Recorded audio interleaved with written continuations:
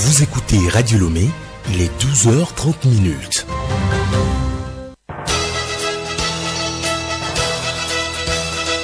Le journal Hélène Assabi. Bonjour à tous et merci d'écouter Radio Lomé à l'heure du journal de la mi-journée. Au sommaire, l'ambassade de France continue d'apporter son soutien au Togo dans le cadre de la lutte contre la Covid-19. Elle a fait don de matériel de protection hier au ministère en charge de la communication. Promotion de l'aquaculture d'eau douce au Togo, le plan directeur d'exploitation piscicole du lac Nangbeto a été validé hier. Objectif, augmenter la production halieutique pour plus de couverture des besoins nationaux. La France a un nouveau Premier ministre depuis ce matin. Il s'agit de Jean Castex. Il était coordonnateur national chargé de la stratégie de déconfinement dans le cadre de la crise sanitaire liée au nouveau coronavirus. Le portrait du nouveau patron de Matignon à découvrir dans ce journal. Sport football, Lionel Messi pourrait quitter le FC Barcelone au terme de son contrat en juin 2021. L'Argentin a mis en stand-by les négociations relatives à la prolongation de son contrat.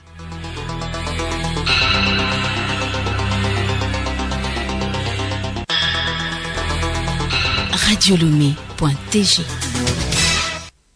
Mesdames et messieurs, à nouveau bonjour. Le ministère en charge de la communication a réceptionné hier un lot de matériel de protection contre la Covid-19, un don de l'ambassade de France à travers le Profamed, le projet de formation et d'appui au secteur de l'audiovisuel et des médias.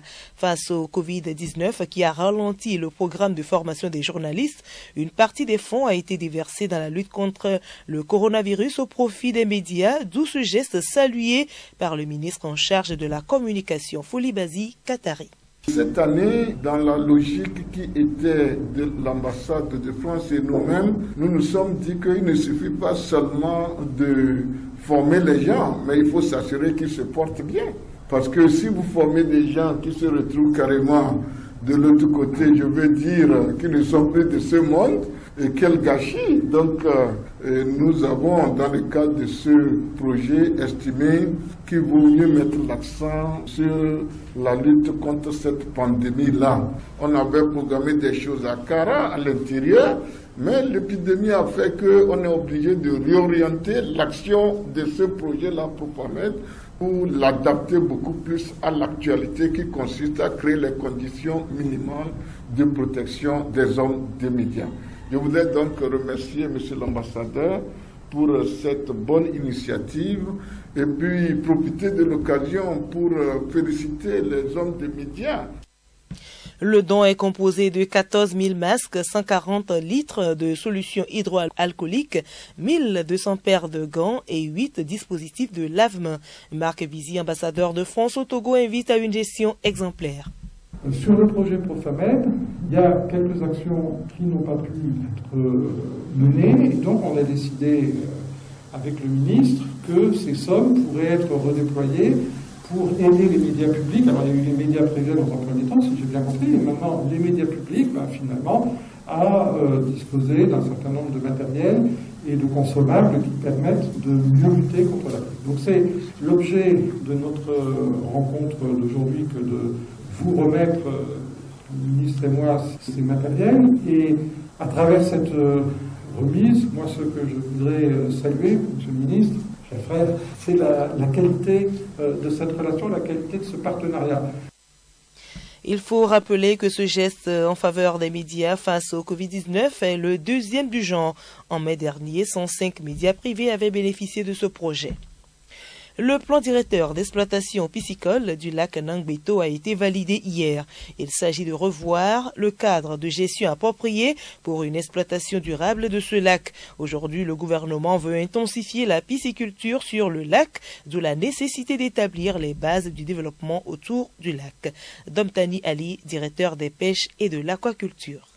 Nous sommes réunis ce matin avec nos amis les promoteurs des activités de pisciculture sur le lac de Nangbeto pour réfléchir sur un cadre de gestion approprié permettant d'assurer la durabilité des investissements sur le plan économique et sur le plan environnemental et aussi protéger les installations hydroélectriques de Nangbeto. Parce que vous savez bien que le lac à l'origine c'est pour la production d'énergie et donc il y a les turbines et les installations électriques qui sont là. Et donc, les activités économiques avec les installations piscicoles et compte tenu des conditions météorologiques, de temps en temps, il peut arriver que des cages soient transportées ou d'une certaine façon malencontreuse vers les installations hydroélectriques. Donc, tout cela, il faut assurer. Et d'autres utilisateurs, usagers du lac qui sont les pêcheurs, les agriculteurs qui sont dans la zone. Donc, tout cela, il fallait qu'on puisse s'entendre, surtout depuis un certain temps.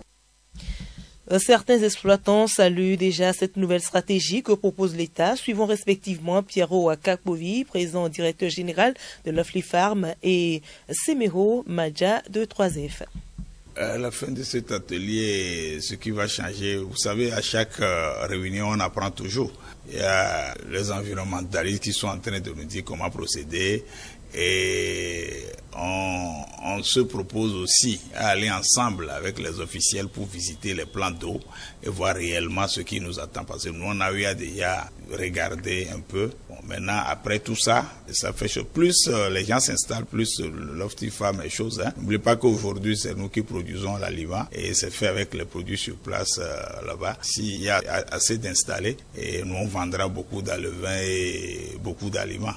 Il s'agissait de prendre des dispositions pratico-pratiques pour éviter des lenteurs administratives pour les installations des entreprises sur le lac. Donc aujourd'hui, ensemble, on arrive d'ailleurs à déterminer les contours des autorisations d'installation, les contours des autorisations d'installation sur terre et sur le lac, afin de faciliter toutes les entreprises qui pourraient participer à l'essor de l'économie nationale. Et nous poursuivons avec ce communiqué du ministre de la Sécurité et de la Protection civile. Dans le souci de limiter ou de contenir la propagation de l'épidémie du Covid-19 dans notre pays, le gouvernement a pris certaines mesures, notamment celles relatives à la fermeture des frontières, au confinement de 14 jours de toute personne entrant sur le territoire national depuis que son séjour est en vigueur. À cet effet, le ministre de la Sécurité et de la Protection civile tient à rappeler à toute personne qui se rend dans un pays limitrophe pour diverses raisons, surtout non officielles, enterrement, mariage, etc., qu'elle sera soumise aux mesures de confinement de 14 jours à ses frais dès son retour au pays. Les instructions sont données au personnel des forces de défense et de sécurité pour la stricte application de cette mesure. Le ministre de la Sécurité et de la Protection civile remercie la population pour sa bonne compréhension. Le journal Hélène Assabi. À l'étranger, la Cour d'appel de Paris a confirmé ce vendredi le non-lieu prononcé fin 2018 pour 9 Rwandais proches de Paul Kagame, mis en examen dans l'enquête sur l'attentat contre l'avion du président Habyarimana, considéré comme déclencheur du génocide de 1994 au Rwanda. Une étape judiciaire importante dans cette procédure de plus de 20 ans. La Cour n'a pas exposé ses motifs à ce stade. La défense se dit soulagée, même si cette décision ne clôt pas définitivement le dossier. Les parties civiles ont donc d'ailleurs déjà annoncé un pouvoir en cassation. L'épidémie de coronavirus a franchi un cap sur le continent africain avec plus de 10 000 personnes qui ont succombé au virus depuis le début donc de la crise sanitaire, selon les chiffres du Centre de contrôle des maladies de l'Union africaine. D'après ces mêmes chiffres, plus de 415 000 cas de coronavirus ont officiellement été détectés en Afrique, dont plus de la moitié dans les deux pays les plus touchés, l'Égypte et l'Afrique du Sud. Et justement, en Afrique du Sud, on a enregistré 6 945 nouvelles infections en 24 heures, portant à plus de 150 000 le nombre de personnes contaminées. Le ministre de la Santé a prévenu les Sud-Africains qu'ils se préparent à des pics continus de contamination et de décès pendant les jours qui viennent. Il a aussi averti que le durcissement des mesures de confinement pourrait être nécessaires pour juguler la pandémie dans le pays. Au Nigeria, le ministre régional de la Santé de l'État d'Ondo, dans le sud-est du pays, Wayab Adegbero, est mort hier à l'âge de 65 ans dans un hôpital de son État et sa mort serait liée à une complication du Covid-19. Ce décès a lieu 2 jours après que le gouvernement de la région, Rotimi Akeredolu, a été testé positif au coronavirus. Plusieurs responsables de l'État d'Ondo craignent d'avoir été infectés car ils ont assisté il y a quelques jours à une réunion en présence de ce gouverneur. Et je vous l'annonçais tantôt en titre, changement de visage à la tête du gouvernement en France. Jean Castex a été nommé Premier ministre ce matin en remplacement d'Édouard Philippe. Ce dernier va rejoindre la mairie de Havre après 3 années passées à Matignon. Découvrons le nouveau Premier ministre avec Marie-Claire Pagnon. Coordonnateur national chargé de la stratégie de déconfinement lors de la crise sanitaire liée au nouveau coronavirus, Jean Castex a été nommé ce vendredi au poste de Premier ministre par Emmanuel Macron pour succéder à Édouard Philippe. Âgé de 55 ans, cet énarque et diplômé de droit public a été secrétaire général adjoint de l'Élysée lors de la présidence de Nicolas Sarkozy. Il était délégué interministériel aux grands événements sportifs depuis janvier 2018 et délégué interministériel aux Jeux olympiques et paralympiques de 2024 depuis septembre 2017. Jean Castex est également maire de Prades, Pyrénées-Orientales depuis 2008. Nommé le 15 mai 2017 par le président, Édouard Philippe va retrouver ses fonctions de maire de Havre après avoir été réélu dimanche dernier avec 59% des voix au second tour des municipales. Il doit être formellement installé dimanche matin lors du conseil municipal dans son fief. Conséquence de cette démission, le conseil des ministres prévu ce vendredi matin ne se tiendra pas. La composition du nouveau gouvernement devrait être connue avant mercredi, date du prochain conseil des ministres selon l'entourage du président. Écoutez Radio Lomé sur le web sur le www.radiolomé.tg. Agenda culturel, les activités culturelles reprennent progressivement un peu partout dans le monde. Au menu, le prix Découverte RFI a été lancé du théâtre numérique, de la musique et au Togo, le premier album Dieu fidèle de l'artiste gospel Akos Lucie a été dédicacé. Agenda culturel, c'est avec Geneviève Pognon. Effectivement, l'artiste togolaise de la chanson gospel Akos Lucie a lancé le week-end dernier son premier album intitulé Dieu est fidèle. C'est à travers une vidéoconférence depuis les États-Unis d'Amérique où elle réside. Composé de 7 titres, cet album est une reconnaissance à Dieu pour sa fidélité, son amour et ses œuvres inestimables dans la vie de l'artiste. L'artiste malienne Oumou Sangaré est un acoustique. Le nouveau projet conduit par Oumou Sangaré donne à entendre sous un autre jour les chansons essentiellement tirées de son récent album Mogoya. La star malienne continue de se réinventer tout en renouant avec le passé. Écoutons un extrait.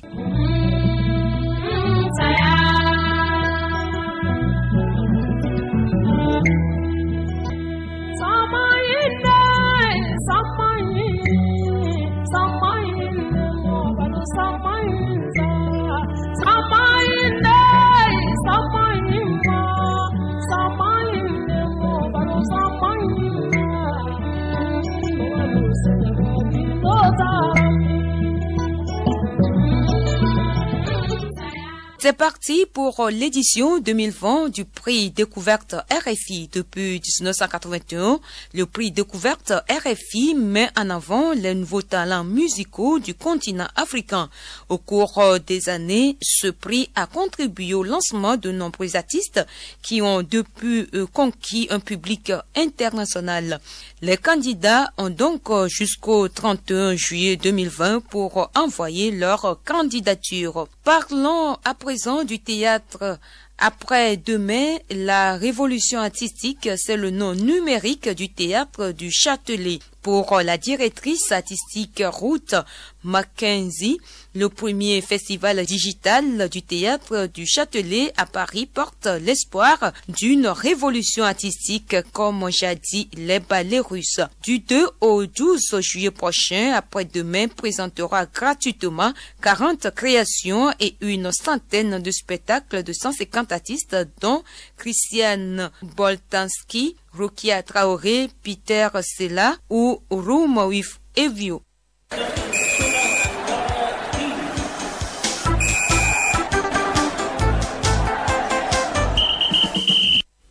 Sport football en Espagne, le FC Barcelone pourra perdre l'un de ses plus grands attaquants. En effet, Messi a stoppé les négociations pour la prolongation de son contrat. Pendant ce temps, en Côte d'Ivoire, rien n'est encore acquis pour Didier Drogba dans la course à la présidence de la Fédération ivoirienne de football.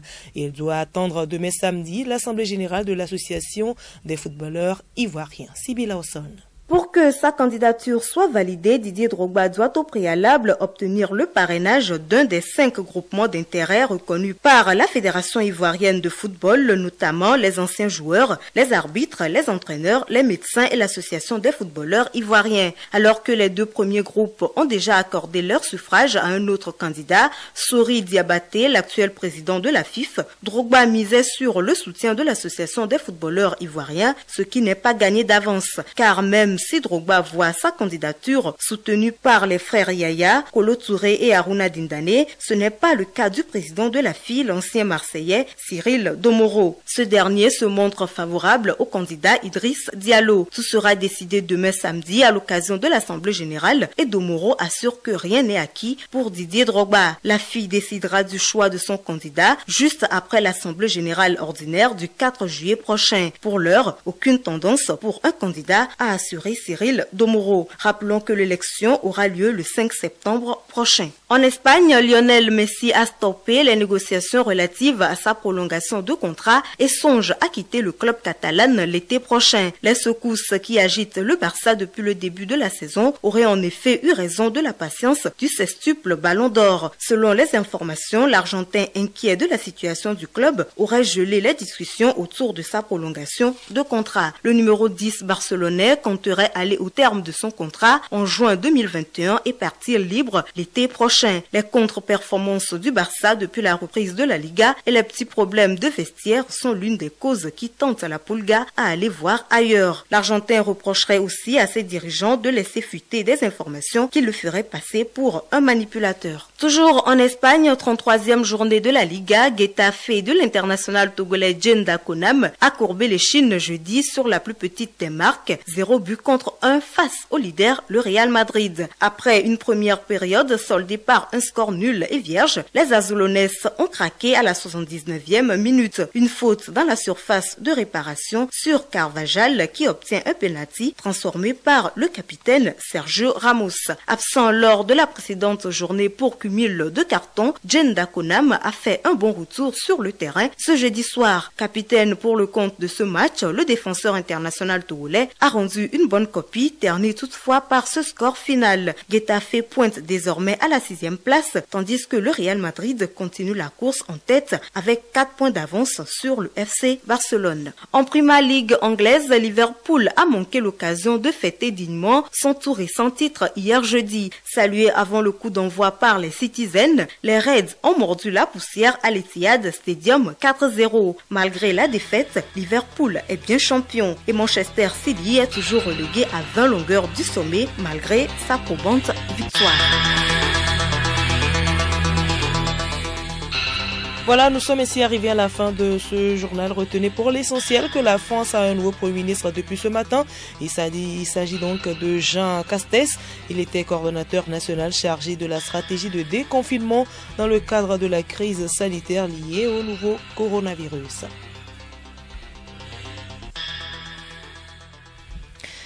La commission Covid-19 de l'Université de Lomé a fait le point de ses activités mercredi. 3 mois après sa mise en place, la commission a présenté un premier rapport de la recherche endogène des remèdes contre l'épidémie. Sensibilisation coronavirus, c'est avec Juliette Camdet.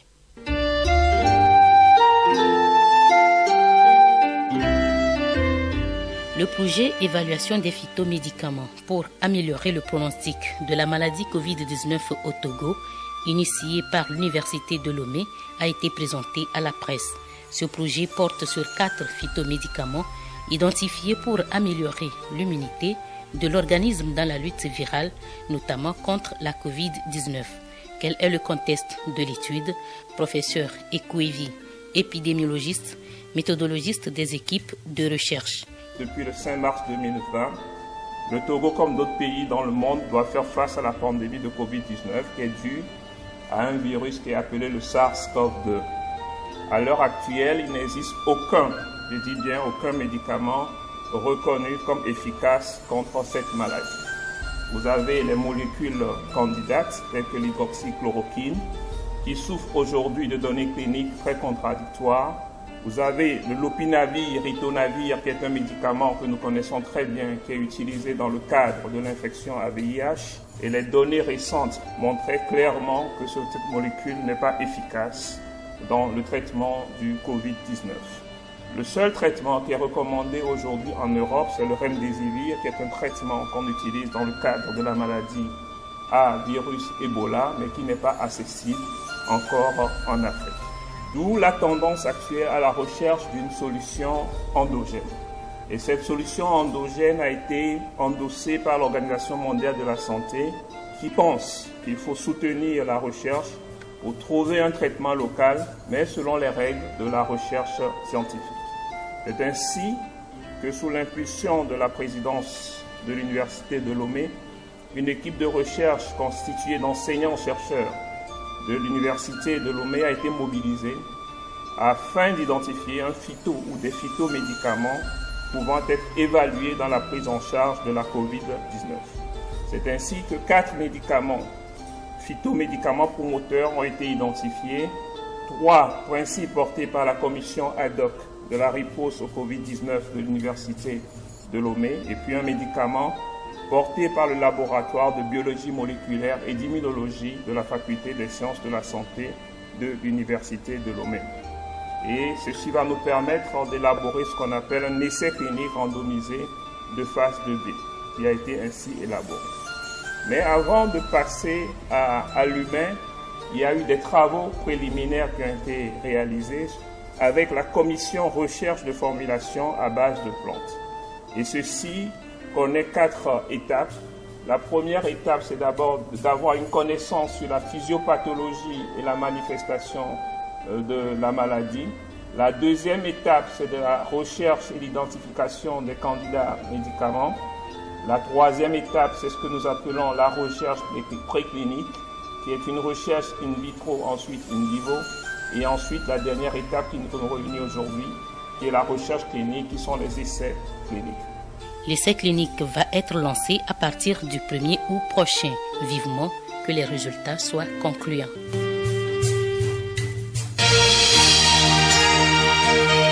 Radio Lomé, boîte postale 434, email radiolomé@radiolomé.tg. radiolomé.tg